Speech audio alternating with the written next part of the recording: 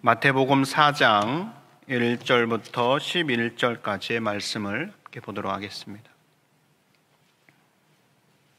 마태복음 4장 1절에서 11절까지의 말씀을 한 절씩 교독하시겠습니다. 그때 예수께서 성령에게 이끌리어 마귀에게 시험을 받으러 광야로 가사 40일을 밤낮으로 금식하신 후에 줄이신지라. 시험하는 자가 예수께 나와서 이르되 네가 만일 하나님의 아들이거든 명하여 이 돌들로 떡덩이가 되게 하라.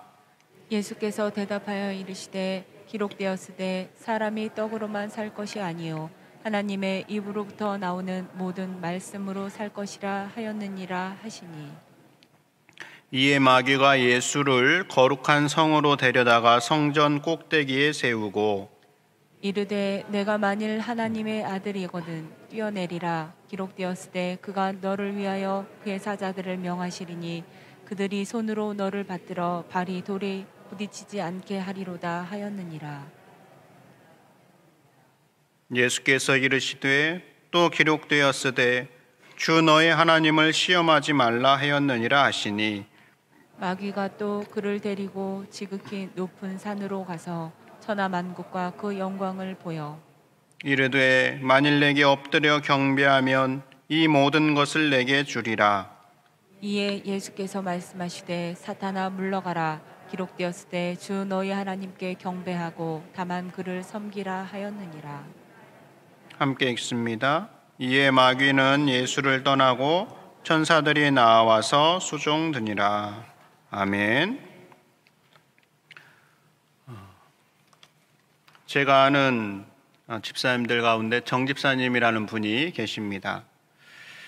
이분은 처음부터 신앙생활을 하신 것은 아니고 어느 날 남편이 세상을 떠나고 마음이 너무 어려워서 무조건 이제 눈에 보이는 십자가를 바라보고 교회에 나오셨습니다. 그날이 수요 예배를 드리는 날이었는데 무작정 찾아온 이 집사님을 하나님께서 사랑하셔서 수요 예배를 드리는 그 시간 내내 은혜를 베풀어 주셔서 눈물을 흘리며 주님을 만나고 신앙생활을 시작하게 되었습니다. 한 번도 빠지지 않고 교회를 잘 나오던 이 집사님께서 어느 날부터 갑자기 교회에 나오지 않으셨습니다. 그래서 교회에서 신방을 갔는데 이 집사님께서 대뜸 하시는 말씀이 본인이 시험에 들어서 교회에 나오지 않는다라고 말씀하셨습니다. 그래서 무슨 시험에 드셨습니까? 라고 여쭤봤더니 자기는 교회에 다니는 사람들이 모두 다 천사인 줄 알았답니다. 그런데 다니다 보니까 천사가 아닌 사람들이 있다라는 것을 알게 되었다라는 것이죠. 그것까지는 괜찮았는데 그런 사람들을 통하여서 집사님의 마음에 아프게 하는 말들을 이제 듣게 된 것이죠. 그래서 집사님 스스로 시험에 들어서 교회에 나가지 않고 있다라고 말씀하시는 것을 들은 적이 있습니다.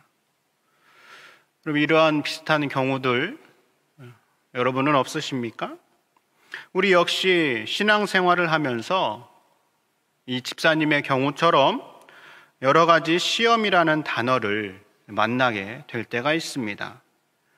상대방의 예상치 못한 행동으로 속상하기도 하고 나를 가장 잘 알고 이해해 줄 것 같은 친한 사람이 무심코 던진 말이 내 마음에 걸려서 넘어질 때도 있습니다. 혹은 의사소통에서 오해가 생겨서 신앙생활에서 장애물이 생길 때도 있습니다. 우리는 이러한 것들을 시험이라는 단어로 표현하곤 합니다. 우리에게 이러한 시험이 없다면 얼마나 좋을까요? 그러나 시험은 없을 수 없습니다. 시험은 늘 언제나 있습니다. 이 시험은 누가 받는 것일까요? 신앙생활에 초신자가 받는 것일까요? 마음이 안 좋은 사람, 믿음이 약한 사람이 받는 것일까요? 그렇지 않습니다. 시험은 누구나 모두 다 받을 수 있습니다. 심지어 예수님도 받고 계십니다. 오늘 본문이 보여주고 있는 것이 바로 예수님의 시험입니다. 오늘 본문 앞에 보면 예수님께서 공생애를 시작하시려고 요한으로부터 세례를 받으십니다. 그때 하나님께서 세례를 받는 예수님을 향하여서 어떻게 말씀하십니까? 이는 내 사랑하는 아들이요 내 기뻐하는 자다라고 말씀하십니다. 그런데 여러분, 사랑하고 기뻐하는 아들이다라고 한다면 그 아들이 걸어가는 길이 형통하고 또 평탄한 길이 되기를 바라는 마음이 없지 않겠습니까? 그런데 하나님께서 내 사랑하는 아들이요 기뻐하는 자다라고 말씀하시면서 예수님을 처음으로 인도하신 것은 오늘 1절에 보면 성령에게 이끌려 마귀에게 시험을 받으러 광야로 갔다라고 기록하고 있습니다. 예수님께서 바로 시험을 받고 계신 것이죠. 동일한 내용을 다루는 누가복음에서는 예수님께서 성령 충만한 상태다라고 표현하고 있습니다. 그런데도 시험을 받고 계신 것이죠. 이것은 무엇을 우리에게 알려주는 것일까요? 예수님께서 시험을 받으시는데 하물며 우리가 시험을 받지 않을 수 없다라는 것을 우리에게 보여주고 있는 것이죠. 우리 가운데 감기에 한 번도 걸리지 않은 분이 혹 계십니까? 나는 워낙 튼튼해서 감기 한 번도 걸리지 않았다라고 말씀하시는 분이 간혹 있을 수 있습니다.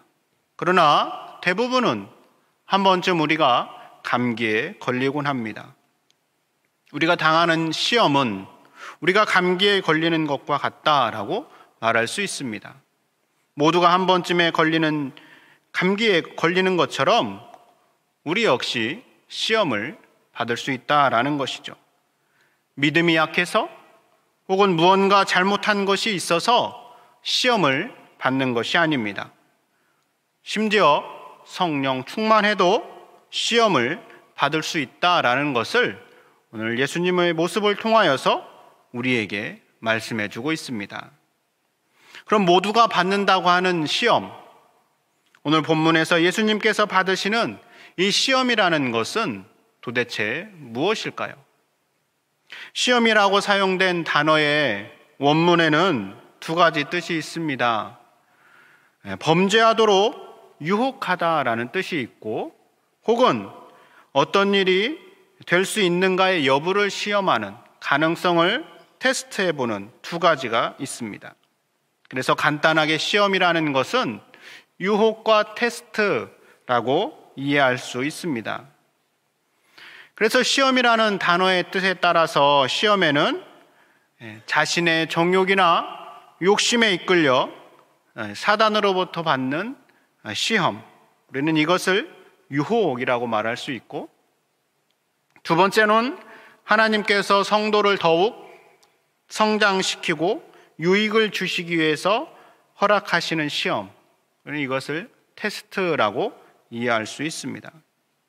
오늘 예수님께서 당하시는 시험은 마귀로부터의 유혹을 의미합니다.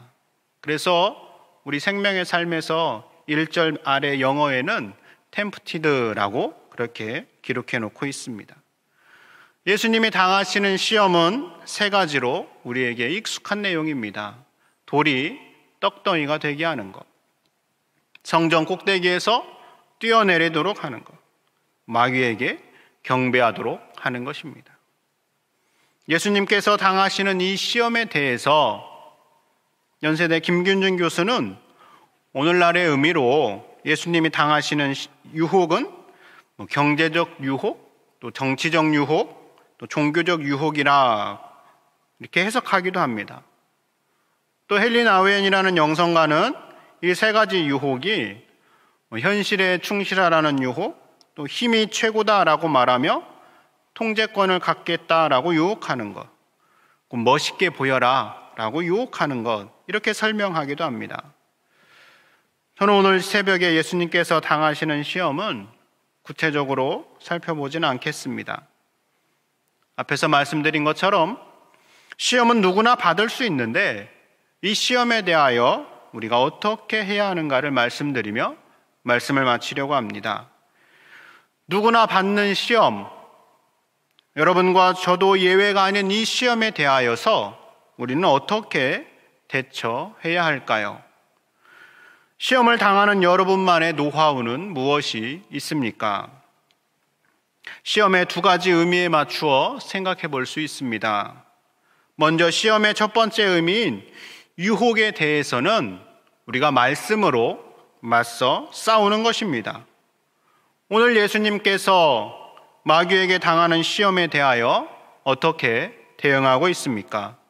4절에 보니까 사람이 떡으로만 살 것이 아니요 하나님의 입으로부터 나오는 모든 말씀으로 살 것이다 라고 말씀하십니다. 또한 7절에는 주 너의 하나님을 시험하지 말라 라고 말씀하시고 10절에는 주 너의 하나님께 경배하고 다만 그를 섬기라 라고 말씀하고 있습니다. 예수님께서 마귀에게 하고 있는 이 모든 말씀은 구약 성경에 신명기와 시편에 이미 나와 있는 말씀들입니다. 예수님은 마귀의 유혹에 대하여 이렇게 하나님의 말씀으로 맞서 싸우며 물리치고 있습니다. 그러므로 우리 역시 우리를 넘어지게 하려는 유혹에 있어서는 말씀으로 맞서 싸워야 할 것입니다. 시험의 두 번째 의미인 테스트에 대해서는 우리는 어떻게 해야 할까요?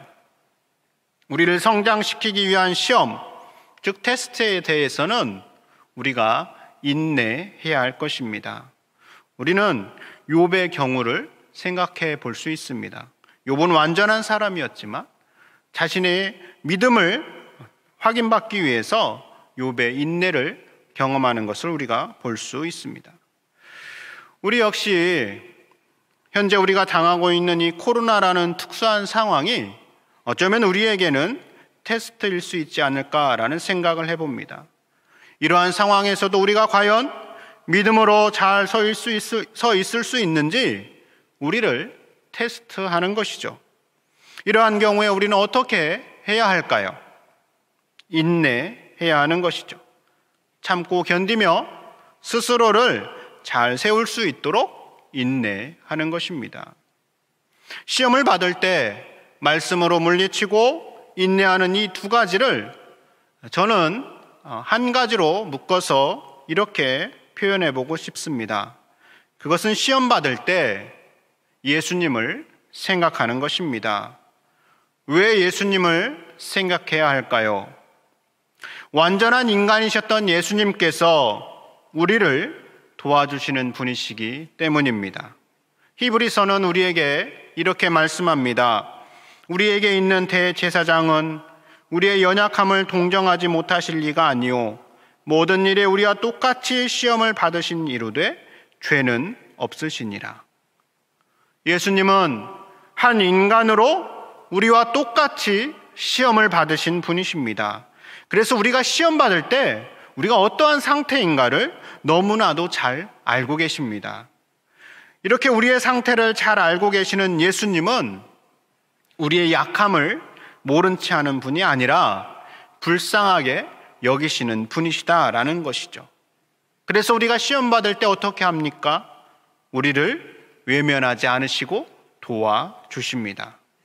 그러므로 우리가 시험 받을 때 예수님을 생각하면 이미 승리하신 예수님께서 우리를 도와주심으로 우리 역시 시험을 이길 수 있는 것입니다. 사랑하는 여러분, 시험은 누구나 받습니다. 그때마다 이미 시험을 이기시고 우리를 불쌍히 여기시며 도우시는 예수님을 생각함으로 시험을 능히 이기며 걸어가는 우리 모두가 될 수 있기를 바랍니다. 기도하겠습니다. 하나님 아버지, 믿음의 길을 걷는 동안 겪게 되는 시험에 대하여 우리가 예수님을 생각함으로 넉넉히 이길 수 있게 해 주시옵소서. 그래서 그리스도의 장성한 분량에까지 잘 이룰 수 있는 우리 모두가 될 수 있게 해 주시옵소서. 예수님 이름으로 기도드립니다. 아멘.